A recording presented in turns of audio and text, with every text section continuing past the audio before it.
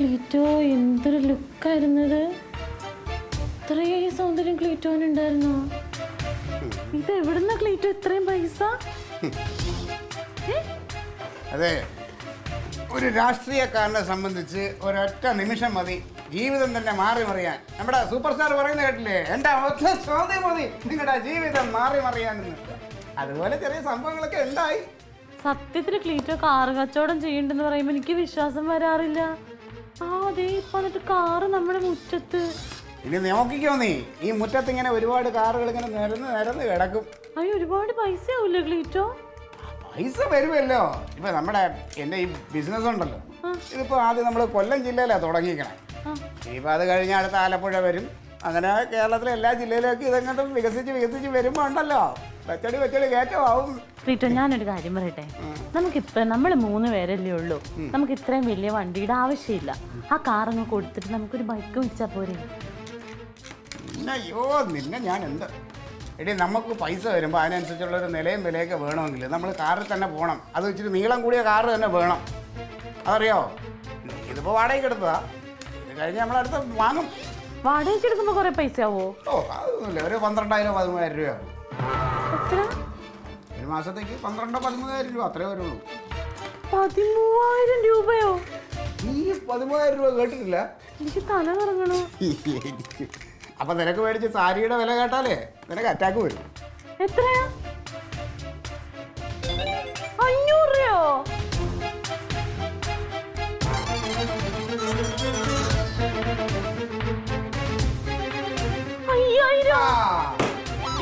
ക്ലീറ്റോ, ദൈവമേ, ക്ലീറ്റോ, ഈ 5,000 രൂപയ്ക്ക് എന്തിനാന്ന് ഇത്രയും സാരി മേടിച്ചേ? ഇത്രയും സാരിക്കും കൂടെ 5,000 രൂപയല്ല, ഈ ഒരു സാരിയുടെ വില 5,000 രൂപ. അമ്മേ, ഒരു സാരിക്ക് 5,000 രൂപയോ? ഓ, ചുക്കും ചുണ്ണാമ്പ് തിരിച്ചറിഞ്ഞോടത് നിനക്ക് തന്നെ ഞാനിത് മേടിച്ചോണ്ട് തന്നല്ല. ആ ബില്ല് അതിലോട്ട് എടുത്ത് നോക്കടി അങ്ങോട്ട്. എനിക്ക് നല്ല രസമുണ്ടാവൂലേ ഇത്? പക്ഷെ എന്താ അറിയാൻ പോടി, ആ കടയിലെ ഏറ്റവും വില കൂടിയത് ഇതേ ഉള്ളൂ. ഇതിലും കൂടിയത് ഇല്ലായിരുന്നുണ്ടെങ്കിൽ ഞാൻ അതല്ലേ മേടിക്കത്തുള്ളൂ. ദൈവമേ, നന്നായി. എനിക്ക് ഭയങ്കര സന്തോഷായി ക്ലീറ്റോ.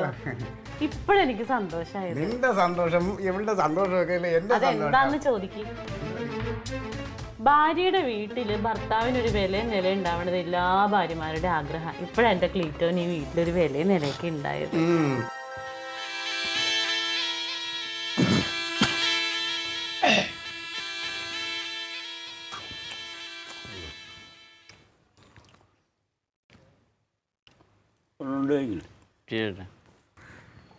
നമ്മുടെ ക്ലീറ്റോമോനെ എങ്ങനെ ഇത്രയും പെട്ടെന്ന് കാശുണ്ടായി? കടവും പറഞ്ഞാൽ ചിലപ്പോൾ നേരായിരിക്കും കേട്ടാ. എന്ത്? ഇനി വല്ല പോലീസുകാരും അന്വേഷിച്ചു വന്നാൽ നമ്മളെല്ലാവരും പെട്ടുപോകും. എന്തിന്? എന്നാലും ഒരാൾ ഒറ്റ ദിവസം കൊണ്ട് ഇങ്ങനെ പൈസക്കാരനാവും? അതൊന്നും പറയാൻ പറ്റില്ല. ഓരോ മനുഷ്യർ എപ്പോഴാണ് നന്നാവുക എപ്പോഴാണ് ചീത്തവെന്ന് ഒരാൾക്കും കൂടെ.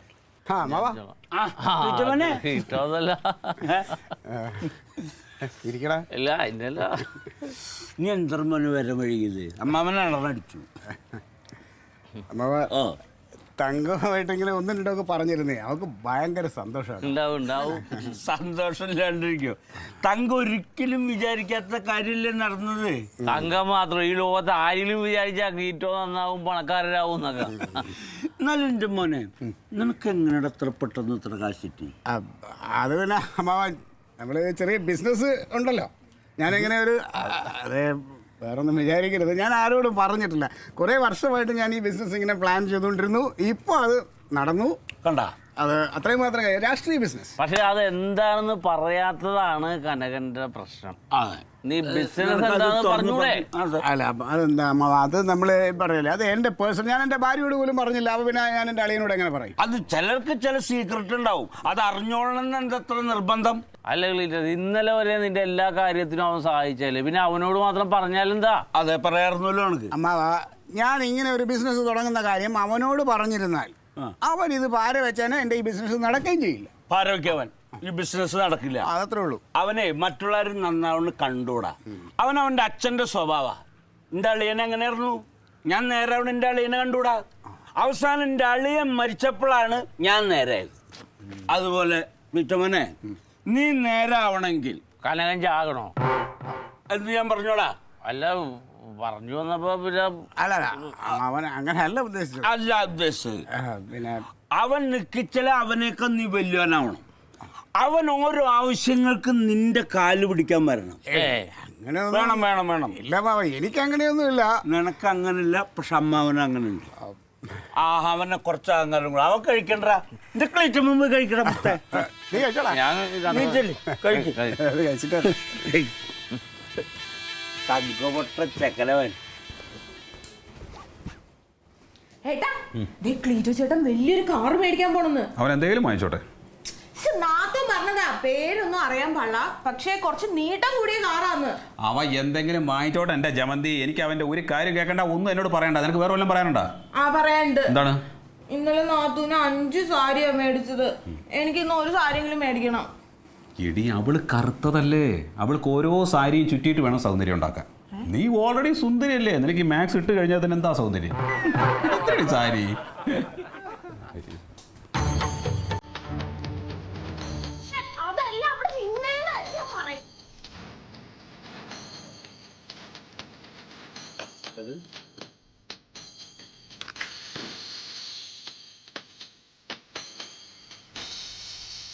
ക്ലീറ്റസിന്റെ വീട് ഇതല്ല അവിടെ.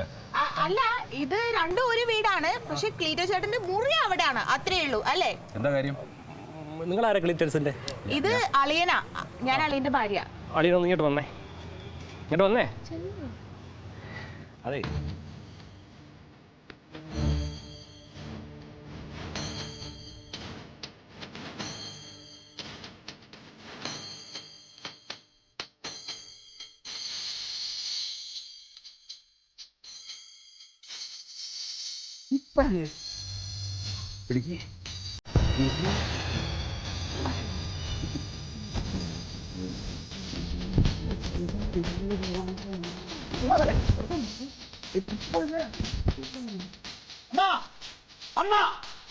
ഒന്ന് ഇറങ്ങി വന്നേ.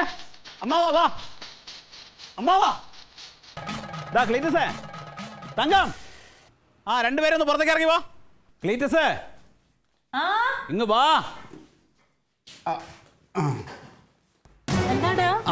അളിയാ, അളിയൻ അന്ന് ഒരു ഫാമിലി ടൂറിന്റെ കാര്യം പറഞ്ഞില്ലേ? നമ്മളെ കൊണ്ടുപോകാൻ വേണ്ടിട്ട് 2 ചേട്ടന്മാർ വന്നിട്ടുണ്ട്. എടി, ഇനി എവിടെയൊക്കെ പോകേണ്ടത് വെച്ചാൽ നീ അവരോട് പറഞ്ഞാണോ? പിന്നെ കൊണ്ടുപോയില്ല. അങ്ങോട്ട് നടന്നു പോന്ന്. നിനക്കെന്താ ഒരു മന്ദപ്പ്? ഇനി പറ, നമുക്ക് എങ്ങോട്ട് ടൂർ പോകണം? ഊട്ടിയിലേക്ക് പോകണോ അതോ പിന്നെ ആതിരപ്പള്ളിക്ക് പോകണോ? എന്തായാലും നമ്മള് പോവല്ലേടാ, നമുക്ക് ദുബായിക്ക് പോവാം. ദുബായ്, അതൊക്കെ നിങ്ങൾ തീരുമാനിച്ചോ? ഇവരാരാണെന്ന് നിനക്കറിയാമോ? ടൂർ കൊണ്ടുപോകുന്ന ആൾക്കാരല്ലേ? അവര് ടൂർ കൊണ്ടുപോകാൻ വേണ്ടി വന്ന ആളുകളല്ല, നിന്റെ പാർട്ടിയുടെ കൊല്ലം ജില്ലാ കമ്മിറ്റിയിലുള്ള ആളുകളാണ്. അല്ല, ഈ കൊല്ലം ജില്ലക്കാർക്ക് എന്താ ഇവിടെ കാര്യം? അതന്നെയാ ഞാൻ ചോദിക്കുന്നത്. കൊല്ലം ജില്ലാ കമ്മിറ്റിക്കാർക്ക് ഇവിടെ വരേണ്ട കാര്യമില്ലല്ലോ. നിനക്കെന്തായിരുന്നു കൊല്ലത്ത് കാര്യം? കൊല്ലത്ത് ഞാനൊരു ചെറിയ ബിസിനസ്. നിനക്ക് എന്ത് ബിസിനസ്? അതിപ്പോ അങ്ങനെ എല്ലാവരും ഞാൻ അറിയേണ്ട കാര്യമുണ്ട്. ക്ലീറ്റോയുടെ ബിസിനസ് എന്താണ് ഞാൻ അറിയണം. എന്റെ വീട്ടിലുള്ളവർ അന്വേഷിച്ചു വന്നത് അല്ലേ? നിന്റെ മാത്രം വീടല്ലോ, ഞങ്ങളുടെ വീടല്ലേ? ഞാൻ അപ്പോഴേ പറഞ്ഞില്ല അമ്മാവാ, ഇവൻ ഈ പൈസ കൊണ്ടുള്ള ദൂരത്ത് കാണിച്ച് കണ്ടപ്പോഴേ ഞാൻ പറഞ്ഞില്ലേ, ഇത് ശരിയായ വഴിയിൽ ഉണ്ടാക്കിയിട്ടുള്ള പൈസയല്ല, ഇത് തമ്മാടിത്തരാണ്, എങ്ങനെയോ കറക്കി തിരിച്ചുണ്ടാക്കിയാണ് ഞാൻ പറഞ്ഞല്ലേ. ഒറ്റ വിശ്വസിച്ചില്ലല്ലോ. കനക, അനാവശ്യം പറയരുത്. നിനക്ക് അന്ന് മുതൽ തുടങ്ങിയതാ ക്ലീറ്റോനോട് അസൂയ. അതിനുള്ള മരുന്ന് ഇതല്ലടാ. കണ്ണി കണ്ട ആൾക്കാരെ പൈസ കൊടുത്ത് മുടക്കിയിട്ട് ഇവിടെ കൊണ്ടുവന്നിട്ട് ക്ലീറ്റോനെ പറ്റി നോണ പറയാൻ. എനിക്ക് എന്താടി അസൂയ? എന്തിനാ അസൂയ? വരാൻ പോകുന്ന എന്താന്നുള്ള കണ്ടോ? കാണാട്ടാ. സത്യമാണാടാ. അമ്മ, ഇവൻ ചെയ്ത വൃത്തികേട് എന്താ നമുക്കറിയാമോ? ഇവന്റെ പാർട്ടിയുടെ വ്യാജ റെസിപ്റ്റ് അടിച്ചിട്ട് കൊല്ലം ജില്ലയിൽ പോയിട്ട് പിരിവ് നടത്തിയിരിക്കുകയാണ് ഈ വൃത്തികെട്ടവൻ. അതും വലിയ വലിയ പണക്കാരുടെ കയ്യിൽ നിന്ന്. 1-2 രൂപയല്ല അമ്മാവാ, 5 ലക്ഷം രൂപയാണ്. 5 ലക്ഷം രൂപ. ഇത് ആരെവിടെ എടുത്തോളൂ? അമ്മ, യുവമാരെ പാർട്ടിയുടെ ആൾക്കാരൊന്നും അല്ല, ഇത് കനകന്റെ ആളുകളാണ്. കണക്കന്റെ ആൾക്കാരാ? യാത് കണക്കൻ? തനിക്കെന്നെ മനസ്സിലായില്ലേ? ഞാൻ മാത്രമല്ല ഇവിടെ വന്നിട്ടുള്ളത്, നമ്മുടെ ജില്ലാ പ്രസിഡന്റ് ഉൾപ്പെടെ പോലീസ് ഉൾപ്പെടെ വന്നിട്ടുണ്ട്. നിന്നെ അറസ്റ്റ് ചെയ്തോണ്ട് പോയി. ഇതാ നിനക്കൊന്നും പറയാനില്ലേ? നീ എന്താ ഇതിലെ പറഞ്ഞത്? പോലീസ് നിനക്ക് എസ്കോട്ട് വരുമെന്ന്. എസ്കോട്ട് അല്ല, നിന്നെ പൊക്കിക്കൊണ്ട് പോകാൻ വേണ്ടി വന്നതാ. നിനക്ക് ജയിലിൽ പോയിട്ട് ഉണ്ട തന്നെ കേട്ടാ.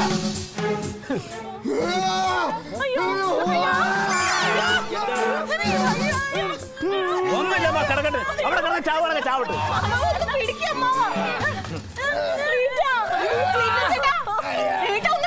അവിടെ കിടക്കട്ടെടി, അവിടെ ചാവട്ടെ.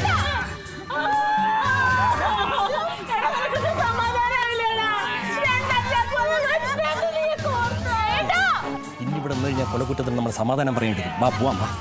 എന്റെ മക്കളെ നോക്കിയിട്ട് ആരുണ്ട്? നാത്തൂന്റെ കരയില്ലേ? ബിജു ചേട്ടാ. ബിജു ചേട്ടാ. ഇവിടെ മാറടി.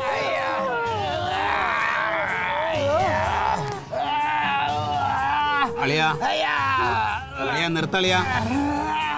നിർത്തുന്നത് ഒരു വീക്ക് വെച്ചേരും. അവര് പോയെന്ന്.